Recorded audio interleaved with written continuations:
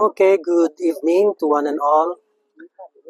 The busog naman ang tanan, so it's time for spiritual feeding naman. And padayon gyapon sa James. And tonight, actually, I think daw medyo interesting ng aton topic. Kay daw in line sa question last time about predestination. Uh,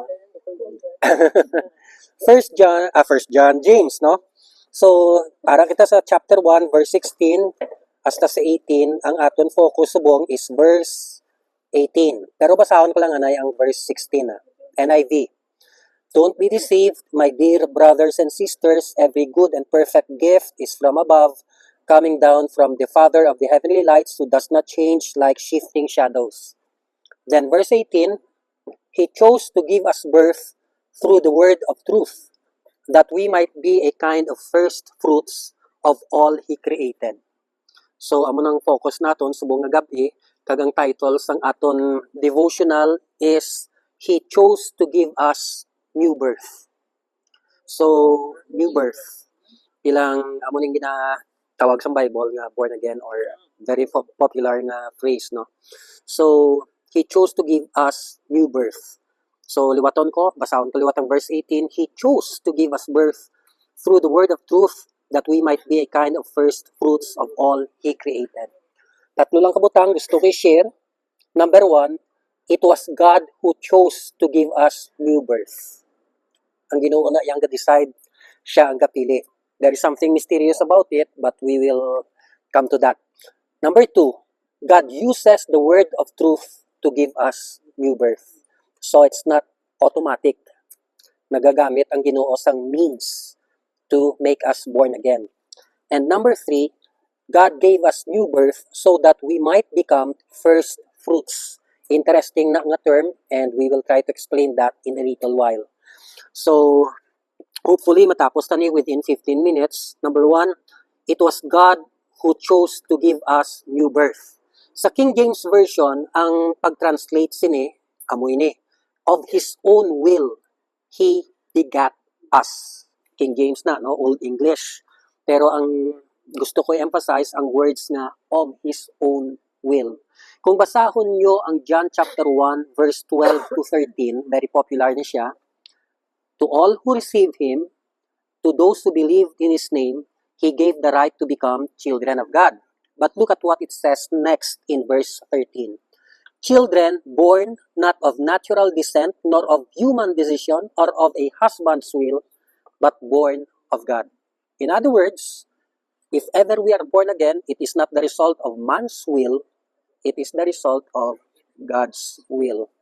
Hambal dira sa John chapter 15, verse 16, You did not choose me, but I chose you and appointed you. So ang Ginoo ang gapili. And probably a very controversial verse, Ephesians 1:4. Hambal dira, Ephesians 1:4, For He chose us in Him before the creation of the world to be holy and blameless in His sight. So, hindi ko na lang ni pagpadaluman, this is just a devotional, pero gusto ko lang i-emphasize nga ang aton pagiging Christians, ang aton pagiging anak sang Diyos, ultimately, it is God who really plans it out. It is God who makes it happen. There is a lot of mystery about it, but as I said, hindi ko na lang na iya pagpadaluman subong. Prerogative na iya sang Ginoo. But there is a sense nga pasalamat kita nga siya yang nagpili. Kay tungod kita, kung pabayaan lang kita, I doubt nga pilion naton siya. Kung mahulat siya nga kita una mapili siya, wala gid sang may matabo. So what happened was, siya gid naguna. You did not choose me, I chose you. And hambal dira, He chose to give us new birth. Does this involve a lot of mystery? Yes. Will we ever be able to understand the mystery? I don't think so. Iyan na niya prerogative. But just be thankful that God has been gracious to us. Kaya kung ever nakilala natin siya, it's really because He took the first step. Okay? Next, God uses the word of truth to give us new birth. Now, ang Ginoo, He does not, He chooses. Okay, but he uses means. Hindi mo man gyapon ti kay base magambal ang ibang ang Ginoo naman lang gali magpili, hindi ta magwali, hindi ta mag Bible study. Kung intili siya maluwas na.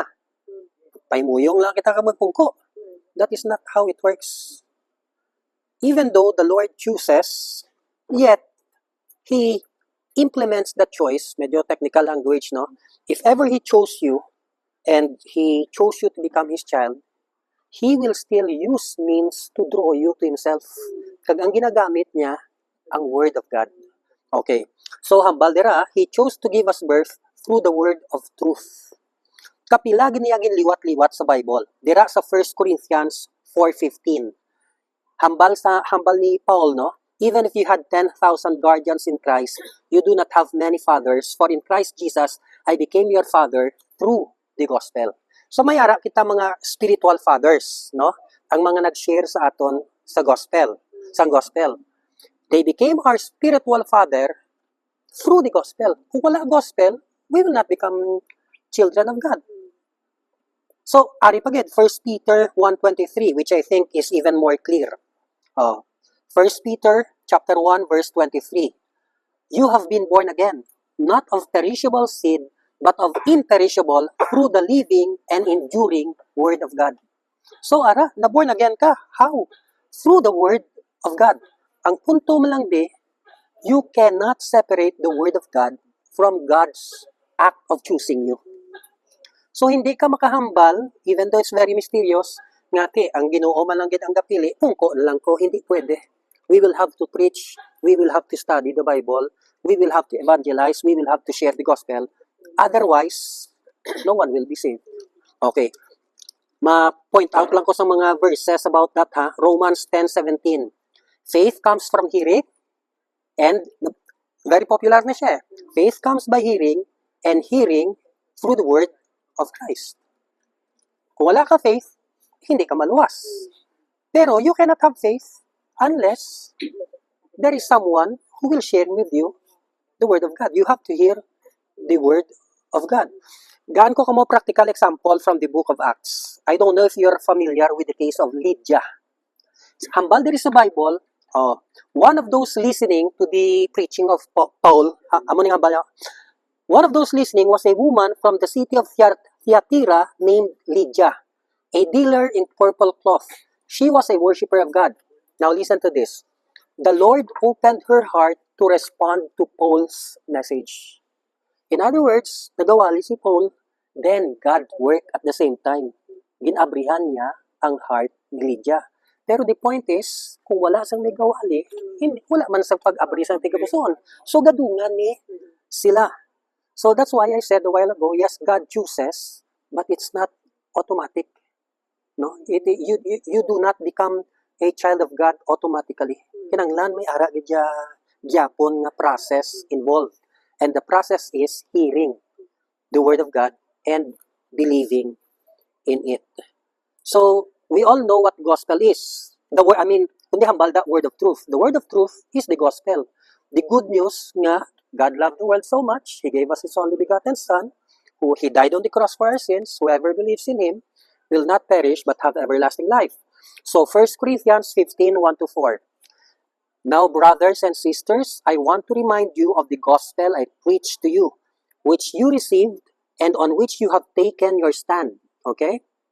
By this gospel you are saved, if you hold firmly to the word I preached to you. So, ang word of truth is synonymous with the good news, the gospel, the good news of salvation. Okay, so we have learned, number 1, it is God who chooses. Number 2, yes, He chooses, but He uses the word of truth. And number 3, and last, He gave us new birth. According to His wisdom and decision, ginihimo niya kitang anak niya for what reason? Hambal dira, so that we might become first fruits. Katahom-tahom sining truth ning i-share ko sa inyo subong. Ang first fruits, amo ni siya ang part of the harvest nga gina-consecrate sa Ginoo. O ginahalad sa Ginoo. Kundi may harvest, may ara na portion nga best of the best. Nga amo na siyang ginahatag sa Ginoo. Now, we are the first fruits. Buot sa lingon, we are the Lord's special portion. We have been set apart to God. Hambal diri sa Titus chapter 2 verse 14. Jesus Christ gave Himself for us to redeem us from all wickedness, to purify for Himself a people that are His very own. But silingon, pinasahi kita. Compared to the rest of the world, the born-again children of God, they are special, precious, and unique. Hambal gani sang isa ko offer, the world are God's goods, but His children, kita, are His treasure. Kung sa balay pa, tinamo kada mga furniture, tanan-tanan, pero pinasahi ang mga jewelry na ginatago mo. We are God's jewels. We are the apple of His eye. Okay, so may-ari ni siya practical nga application. Do you recognize your value and worth in God's eyes? Imagine, you are the apple of God's eyes. You are His treasure. So, that means nga, hindi ka basta-basta mag-look down sa imo ko galingon. Okay, of course, in and of ourselves, we are unworthy and we are nothing. But because of God's grace, ginredeem niya kita, hinugasan niya kita.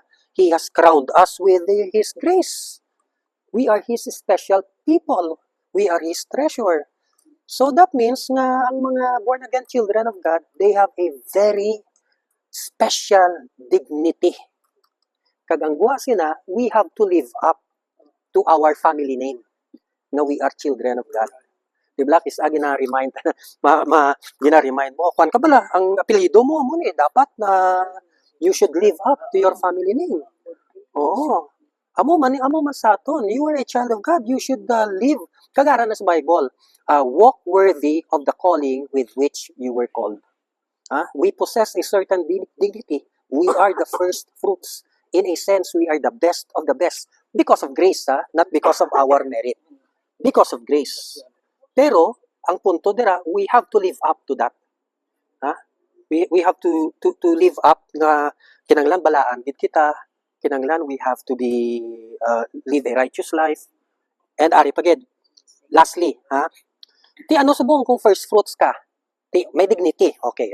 We know about that. But there's more to that. As first fruits, we have been blessed in order to bless others. Basahon kong Proverbs, Hambal dira sa Proverbs 3, verse 10, then your honor the Lord with your wealth, with the first fruits of all your crops. Anong resulta? Then your barns will be filled to overflowing, and your vats will brim over with new wine. In other words, ang resulta sa paghalad sa first fruits, nag-prosper ang inabi nga lugar. Amo na ang plano sang Ginoo tani nga ginhimo niya kita first fruits, ginbago niya kita, ginbless niya kita with all kinds of spiritual blessings para ang palibot ang aton mga pamilya, abyan, kaingod, they will also partake of the blessings of God through us, through our compassion, especially through our good works. Aret. 1 Peter chapter 2 verse 9. Listen to this carefully. You are a chosen people. Tama na, first fruits, A royal priesthood, a holy nation, God's special possession. Amo nang ginashare ko bago lang. That you may declare the praises of Him who called you out of darkness into His wonderful light. Okay. Ginhimo niya kita anak niya so that we might declare His excellence and His praises. How do we do that? Through our good works. Mahimo kita sang maayo, ang mga makakita, dayawon nila ang Ginoo. And finally, dira sa Jeremiah 29:7, I will end with this, napatian nyo na ni siguro. Hambal ni Lord sa mga Hudiyo nga gin-exile dito sa Babylon, seek the peace and prosperity of the city to which I have carried you into exile. Chosen people na sila sang Ginoo, gin-exile sila sa Babylon. Hambal sa Ginoo, kung diin ko kamo ginbutang, siguraduha nga i-bless yung mga tao da. Why? Pray to the Lord for that city to prosper. Because if it prospers, you too will prosper. In other words, ginuwas kita sang Ginoo, He made us His first fruits, He made us His children, He made us His chosen people, so that others also will be blessed And ang overall result sina, there will be praises towards God all over. Na that is our duty. Not only do we have dignity, we also have a duty. That is the purpose nga ginpili kita sa Ginoo.